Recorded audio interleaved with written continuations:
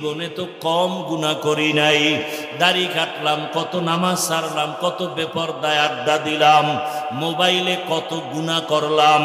আজকে থেকে তওবা করে নিলাম, আর নামাজ ছাড়বো না, দাড়ি কাটবো না, বেপরদায় চলবো না, মা বাবাকে কষ্ট দিব না, ওলামায়ে কেরামের দোয়া পরামর্শ নিয়ে, শিক্ষকের দোয়া নিয়ে জীবনটা সুন্দরভাবে চালাবো। ওই মা বাবার দোয়া ছাড়া তোমার জীবনের দরজা খুলবে না রে বাবা। আজকে যার মা নাই তার কাছে গিয়া দেখো মা কত ধন, যার বাবা নাই তার কলিজাটা ফেটে যায়।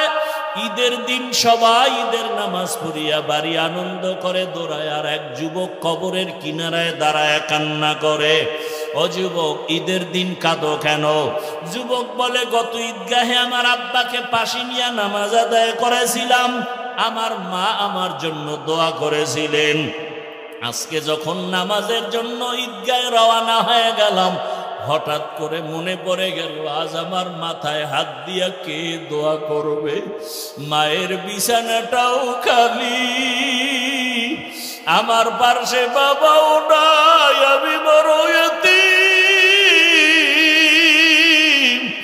ও যুবক, যার বাবা নাই তার দোয়ার একটা দরওয়াজা বন্ধ, যার মা নাই তার দোয়ার দরওয়াজা দুটোটাই বন্ধ। আজকে ওই মা বাবাকে হারাইয়া কেমনে আরামে ঘুমাও আর খাও? ওরে মা বাবা কত কষ্ট করে জীবনে তোমাকে আমাকে বড় বানাইছে। অনেক মা বাবার জীবন বড় কঠিন ছিল। বাবায় কাজ করলে ঘরের চুলায় আগুন জ্বলতো না, হয় জ্বলতো না। কত সময় বাবার মনে চাইতো ইলিশ মাছ দিয়া খানা খাবে, টাকার অভাবে মাছ কিনতে পারে নাই। মায়ের মনে চাইতো ফল খাবে, টাকার অভাবে ফল খেতে পারে নাই।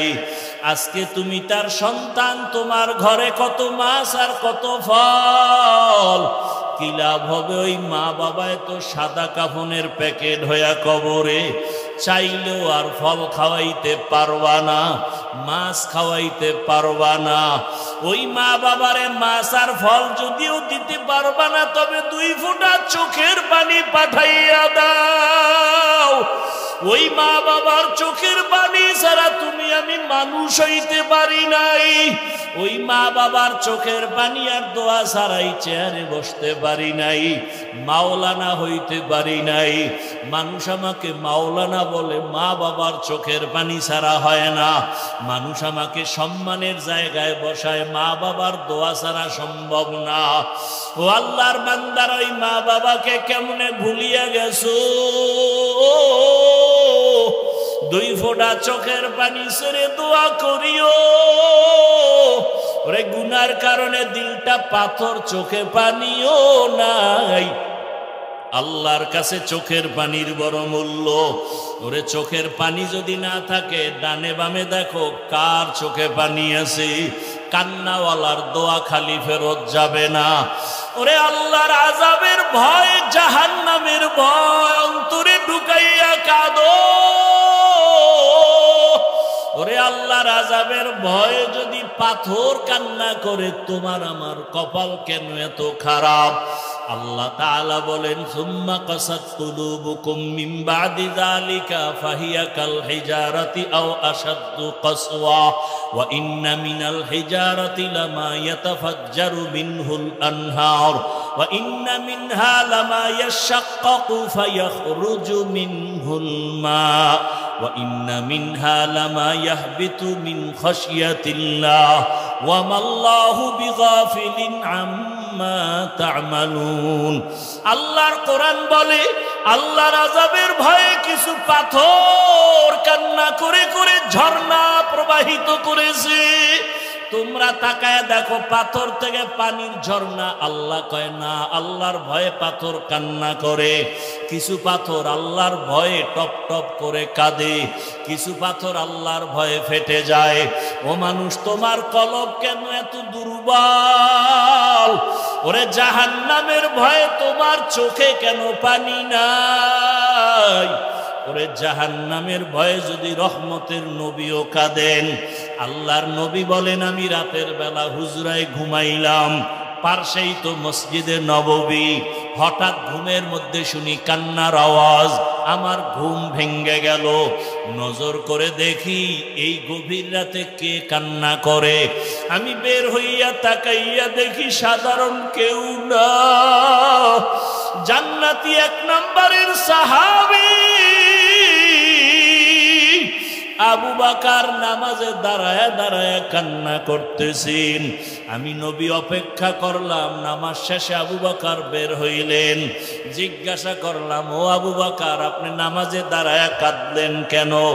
আবু বকর কান্না করে বলেন, ইয়া রাসূলুল্লাহ, আল্লাহর আদালতে কেমনে দাঁড়াইয়া জবাব দিব, হাসরের ভয়।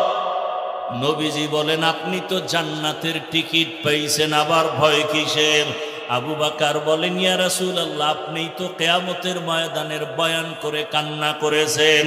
আপনিই বলেছেন হাসরের মাঠে সব মানুষ উলঙ্গ দাঁড়াবে, কিয়ামতের ময়দানে সূর্যের গরমে মাথার মগজ ফেটে যাবে, জাহান্নামের আওয়াজে হাসরের ময়দানটা থরথর করে কেঁপে উঠবে।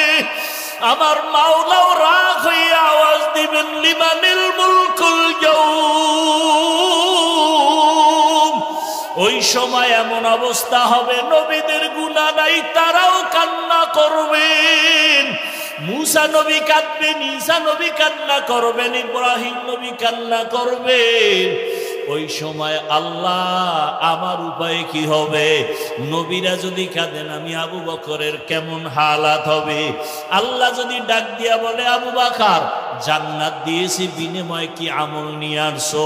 আমি যদি বলি নামাজ, তেলাওয়াত, রোজার আমল। আল্লাহ যদি বলে, এগুলো আমার মনের মতো হয় নাই, আমি যেইভাবে তেলাওয়াত চাইছি ওভাবে দিতে পারো নাই, আমি যেইভাবে নামাজ চাইছি, সেজদা চাইছি, ওভাবে দিতে পারো নাই, আমি যেইভাবে তেলাওয়াত শুনলে মজা পাইতাম ওইভাবে তেলাওয়াত তুমি দিতে পারো নাই। তখন আমার মাওলায় যদি বেজার হইয়া যায়, সাথে সাথে আওয়াজ হবে, ওরে জাহান্নামের হ্যান্ডকাপ লাগাইয়া ধরো। আল্লাহ তো রাগ হইয়া যদি বলে, ওকে ধর। ওয়াসিকাল্লাযীনা কাফারু ইলা জাহান্নামা যুমারা। জাহান্নামের হ্যান্ডকাপ যখন লাগবে, আমার উপায় কি হবে? ইয়া রাসূলুল্লাহ, আমি তো এত দুর্বল, দুনিয়াতে সূর্যের গরম সহ্য করতে পারি না, একটা বেতের বাড়ি সইতে পারি না, মশার কামড় সইতে পারি না। গুনাহগার হইয়া মালিকের দরবারে দাঁড়াইলে সূর্যের গরম কেমনে সহ্য করব? জাহান্নামের আগুনের গরম কেমন করে সহ্য করব রে আল্লাহ? এই ভয়ে আমি কান্না করেছি। ও আল্লাহর বান্দারা, আবু বকরের নামাজ কত সুন্দর, তেলাওয়াত কত সুন্দর, রোজা কত সুন্দর, ইখলাস তাকওয়া কত সুন্দর, এরপরেও যদি কান্না করেন, আপনার আমার তো নামাজ নাই, রোজা নাই, তেলাওয়াত নাই, মানুষকে দেখাবার জন্য যা কিছু করি, আপনার আমার কি পরিমাণ কান্না উচিত, অথচ চোখে পানি নাই। ডানে বামে তাকাইয়া অনেকে কান্না দেখাও চোখে পানি আসে না, কপাল বড় খারাপ। একটা গরু যখন ক্ষেতের মধ্যে গিয়া মালিকের ধান খায়, আর একটা গরু দেখা দেখি যখন খাওয়া শুরু করে, মালিক বেত দিয়া যখন বাড়ি দেয়, একটার উপরে বেতের বাড়ি দিলে আর একটা দৌড়ায়, মনে মনে ভয়, ওর পরে বেতের বাড়ি আমার কপালে আসবে। ও আল্লাহর বান্দারা, জাহান্নামের ভয়, ওরে তোমার আমার অন্তরে কেন ভয় নাই? ওরে আলেম ওলামারা যদি তোমার আমার পার্শ্বে চোখের পানি ছেড়ে কাঁদেন, সাহাবায়ে কেরামের কান্না যদি হয়, তাহলে তুমি আমি কেন জাহান্নামের ভয়ে কান্না করতে পারি না? কপাল বুঝি খারাপ। ওরে মাওলানা হয়েছি ঠিক, তবে মানুষ এখনো হইতে পারি নাই।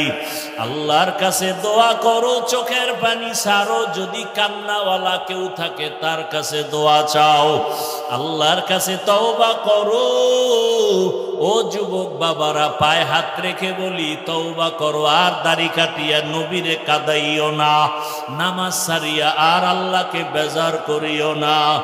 আল্লাহ আমাদের সবাইকে তওবাওয়ালা জিন্দেগি দান করেন। আল্লাহ আমাদেরকে কান্নাওয়ালা চক্ষু দান করেন। আল্লাহ আমাদেরকে জিকিরওয়ালা জিহ্বা দান করেন। আখিরাতের ফিকিরওয়ালা কলব দান করেন। আল্লাহ আমাদের এই ময়দানকে কবুল করে নেন। আয় আল্লাহ আমাদের সবাইকে জীবনের গুনাহমুক্ত করে দেন। আল্লাহ আমাদের সবাইকে আপনার গোলাম হিসাবে কবুল করেন। আমিন।